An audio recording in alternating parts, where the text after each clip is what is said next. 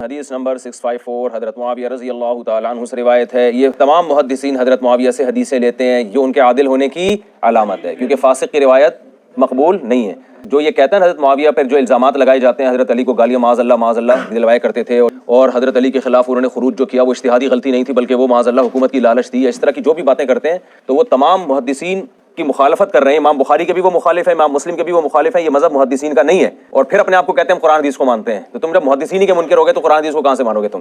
تو وہ تمام محدثین حضرت معاویہ کی روایت جو لے رہے ہیں، یہ صاف اس بات کی علامت ہے کہ تمام محدثین کی نظر میں حضرت معاویہ سے جو کچھ صادر ہوا وہ ان کی اجتہادی غلطی تھی، اور جو ان پہ الزام لگا ہے کہ حضرت علی کو گالیاں دلوایا کرتے تھے، یہ الزام معاذ اللہ غلط ہے. تو اس کا مفہوم کیا ہے وہ کئی بار ہم بیان کر چکے ہیں، اور اس میں حضرت معاویہ پر لگائے گئے الزامات حضرت مفتی تقی صاحب کی کتاب میں بھی اس کے جواب مل جائیں گے آپ کو. اور مولانا اسماعیل ریحان صاحب بہترین تاریخ پر انہوں نے ہسٹری پہ کتاب لکھی ہے. کسی کو بنو امیہ بنو عباس کی تاریخ پڑھنی ہو تو بہت شاندار معتدل کتاب ہے، اس میں بھی ان تمام اعتراضات کے جوابات